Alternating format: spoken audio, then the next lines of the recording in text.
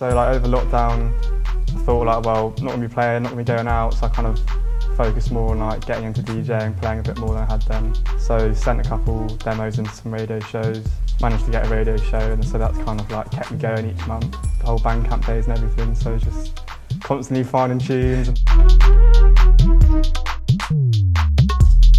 I think because everyone's kind of been so on social media, everyone's constantly trying to like fill up with the nothingness that they're doing. So I think everyone's kind of, there's like this community feeling, particularly in music, of kind of people dropping new tunes, radio shows, whatever. And even if it's just like, it's just the most like basic reply to each other, it just kind of like feels like there's a community amongst like a lot of producers and DJs at the moment.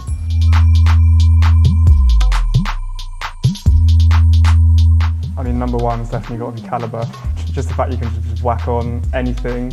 You can listen to 300 tunes of his and just let it roll. But I think probably historically it's got to be Bonobo. Kind of grew up listening to him through my dad, and I've always just whacked him on, whether it's revising or chilling out or travelling, whatever. I'd make sure that you know why you're doing it.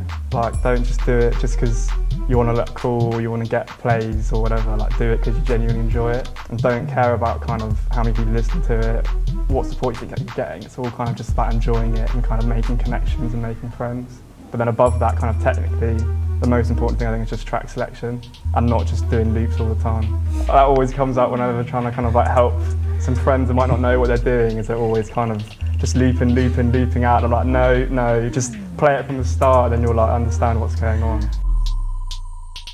I don't know, I kind of have like two ideas in my head. One is just like absolutely chaotic free-for-all where like the cities are just packed full of people just like running around like crazy, and every time a tune gets dropped, people are going to go nuts.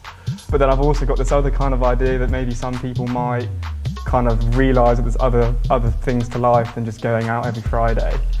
So maybe people are going to be more selective. I mean, I don't know, we'll find out eventually. And I like to kind of keep things rotating. Just anything from main phase, probably. I've been stacking up on the old school kind of garage white label remixes. Resurgence, just because of his massive back catalogue of every tune, every dub in dubstep, grime, garage. I think that'll be very interesting to kind of bounce off his energy and see what he's playing and looking at all the tunes that I'll never get my hands on. I mean, I think in the garage kind of scene, there's Anza and Bakey are kind of the ones that come to mind. They're making a lot of good stuff at the moment. But one to watch definitely is Headroom, if you're into D&B. He's not released a lot of stuff yet, but in the next year that's definitely going to change. There's going to be so many good tunes coming from him. Yeah, weird enough I do, I think. It's a bloke called Patch Keys. I think he did the artwork for On Rotation and used to do it for Ossia. And there's just something, it's the atmosphere he creates in the prints. I think the use of like halftone and colours and all the graphics is just like top notch.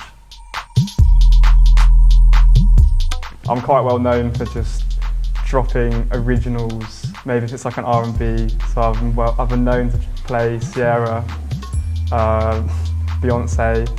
I think I dropped Chris Brown at Sheaf Street. Just anything with some kind of energy, a tune that kind of everyone under the radar knows but doesn't remember about. It just always goes down so well. And obviously Sierra and Beyonce singing is something to behold. They'll all be here when we're back. I mean, there's a few. I mean, definitely here. I'd love to be back at Old Red, especially test out the new ventilation system. Wire, definitely good to get back down into Wire. Freedom Mills, if I can finally get back there. I've barely been, I always seem to miss every event. But hopefully to get a big rig in Freedom Mills and get back in there again. It's just so obviously like a DIY space. You can just feel like when you're here, it's kind of a place for someone to enjoy. It doesn't, for everyone to enjoy, the people who run it, the people who come here, like a community. It doesn't feel like it's for profit or for doing things. And I think the events they put on and the drinks and the food that they serve kind of embodies all of that. Playing here, I've got some fun memories of playing here. I think events that come to mind, I think with Sattel, seeing Sattel here was incredible. I don't think many people have got the balls to book Sattel, so that was sick.